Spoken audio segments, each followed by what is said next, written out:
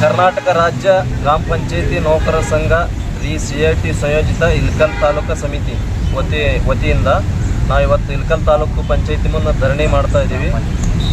ಎಲ್ಲ ನಮ್ಮ ಇಳಕಲ್ ತಾಲೂಕಿನ ಗ್ರಾಮ ಪಂಚಾಯತಿ ಸಿಬ್ಬಂದಿಗಳು ಸೇರಿ ನಾವು ಧರಣಿ ಮಾಡ್ತಾ ಇದ್ದೀವಿ.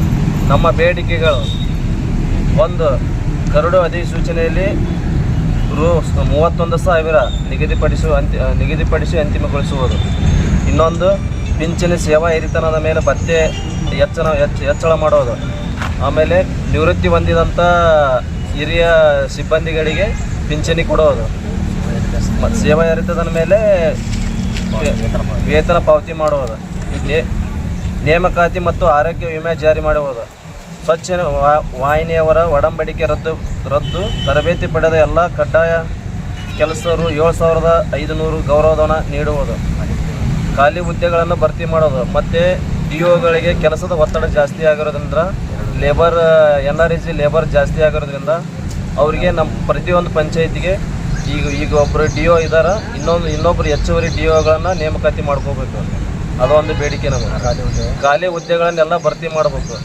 ಈಗ ಎಲ್ಲ ನಮ್ಮ ಹಿರಿಯ ಕಾರ್ಯದರ್ಶಿಗಳೆಲ್ಲ ರಿಟೈರ್ಡ್ ಆಗ್ಯಾರ, 60 ವರ್ಷ ಮುಗಿದಾರ. ಅವೆಲ್ಲ ಖಾಲಿ ಹುದ್ದೆಗಳದಾವ. ಈಗ ಸೀನಿಯಾರಿಟಿ ಲಿಸ್ಟ್ ಒಳಗೆ ನಾವು ಸಾಕಷ್ಟು ಜನ ಅದಾರ. ಅವನ್ನ ಮುಂಬಡ್ತಿ ಕೊಟ್ರಂದ್ರೆ, ನಾವು ಕಾರ್ಯದರ್ಶಿಗಳಾಗಿ ಮುಂಬಡ್ತಿ ಕೊಟ್ರಂದ್ರೆ ನಮ್ಮ ಹಿಂದಿನವ್ರಿಗೆ ಅವಕಾಶ ಸಿಗುತ್ತೆ. ಅದನ್ನು ಸರ್ಕಾರದವ್ರದ್ದು ಯಾವುದೇ ರೀತಿ ಕೆಲಸಗಳನ್ನು ಮಾಡ್ತಾ ಇಲ್ಲ. ನಮ್ಮ ಸರಿಯಾಗಿ ವೇತನನೂ ಕೊಡ್ತಾ ಇಲ್ಲ, ಪಾವತಿ ಮಾಡ್ತಾ ಇಲ್ಲ. ಇದು ನಮ್ಮ ಬೇಡಿಕೆ.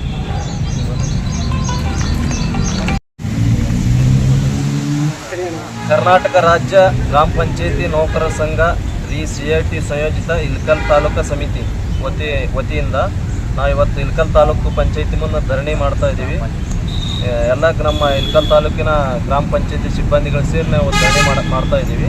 ನಮ್ಮ ಬೇಡಿಕೆಗಳು: ಒಂದು, ಕರಡು ಅಧಿಸೂಚನೆಯಲ್ಲಿ ರೂ 31,000 ನಿಗದಿಪಡಿಸಿ ಅಂತಿಮಗೊಳಿಸುವುದು. ಇನ್ನೊಂದು, ಪಿಂಚಣಿ ಸೇವಾ ಹಿರಿತನದ ಮೇಲೆ ಭತ್ಯೆ ಹೆಚ್ಚಳ ಮಾಡೋದು. ಆಮೇಲೆ ನಿವೃತ್ತಿ ಹೊಂದಿದಂಥ ಹಿರಿಯ ಸಿಬ್ಬಂದಿಗಳಿಗೆ ಪಿಂಚಣಿ ಕೊಡೋದು. ಸೇವಾ ಹಿರಿತನದ ಮೇಲೆ ವೇತನ ಪಾವತಿ ಮಾಡುವುದು. ನೇಮಕಾತಿ ಮತ್ತು ಆರೋಗ್ಯ ವಿಮೆ ಜಾರಿ ಮಾಡುವುದು. ಸ್ವಚ್ಛ ವಾಹಿನಿಯವರ ಒಡಂಬಡಿಕೆ ರದ್ದು. ತರಬೇತಿ ಪಡೆದ ಎಲ್ಲ ಕಡ್ಡಾಯ ಕೆಲಸರು 7,500 ಗೌರವಧನ ನೀಡುವುದು.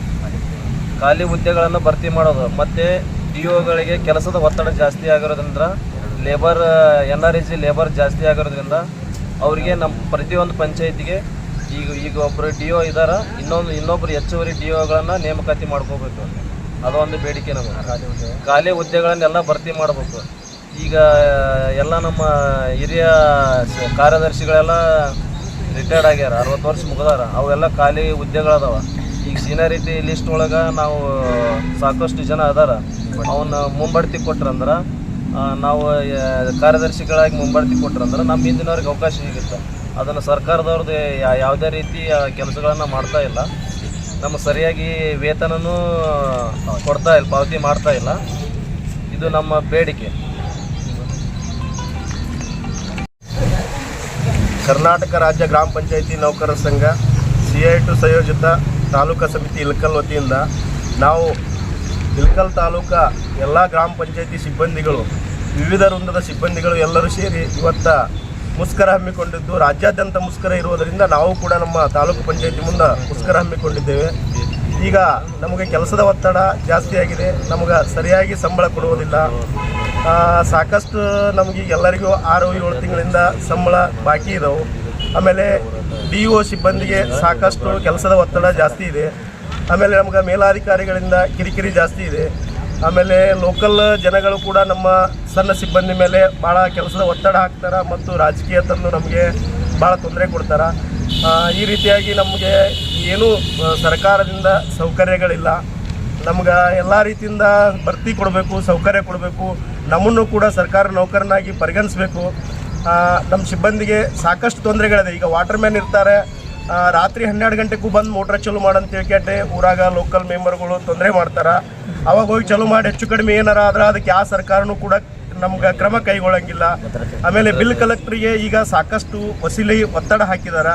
ವಸೂಲಿ ಮಾಡಲಿಲ್ಲ ಅಂದ್ರೆ ಏನು ಗೊತ್ತಿಲ್ಲ, ನಿಮ್ಗೆ ನೋಟಿಸ್ ಜಾರಿ ಮಾಡ್ತೀವಿ, ನೀವು ವಸೂಲಿ ಮಾಡಲೇಬೇಕಂತ ಒತ್ತಡ ಹಾಕ್ತಾರೆ. ಜನಗಳ ಹತ್ರ ಕೇಳಿದ್ರೆ ನೀವು ಸರಿಯಾಗಿ ಮೂಲಭೂತ ಸೌಕರ್ಯ ಕೊಡೋಂಗಿಲ್ಲ, ನರೇಗಾದಾಗ ನಮ್ಮ ಕಾಮಗಾರಿ ಕರೆಕ್ಟಾಗಿ ಬಿಲ್ ಮಾಡಿಲ್ಲ, ನಾವು ನಿಮ್ಗೆ ವಸೂಲಿ ಕೊಡಲ್ಲ ಅಂತೇಳಿ ಸಾಕಷ್ಟು ಒತ್ತಡ ನಮ್ಮ ಬಿಲ್ ಕಲೆಕ್ಟರ್ ಮೇಲೇನೂ ಕೂಡ ಒತ್ತಡ ಇದೆ.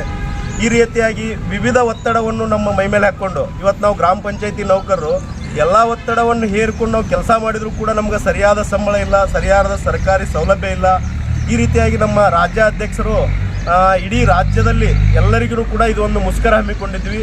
ಈ ಮುಷ್ಕರಕ್ಕೆ ನಾವು ಎಲ್ಲ ರೀತಿಯಿಂದ ರೆಡಿ ಇದ್ದೀವಿ. ಮುಂದಿನ ದಿನಮಾನದಲ್ಲಿ ಕೂಡ ನಮ್ಮ ಬೇಡಿಕೆ ಈಡೇರಲಿಲ್ಲ ಅಂದ್ರೆ ಇನ್ನೂ ಇಂಥ ಮುಷ್ಕರ ಹೆಚ್ಚಿನ ರೀತಿಯಿಂದ ನಾವು ಹಮ್ಮಿಕೊತೀವಿ ಅಂತ ಹೇಳಿ ಈ ಮೂಲಕ ಹೇಳಲು ಬಯಸುತ್ತೇನೆ.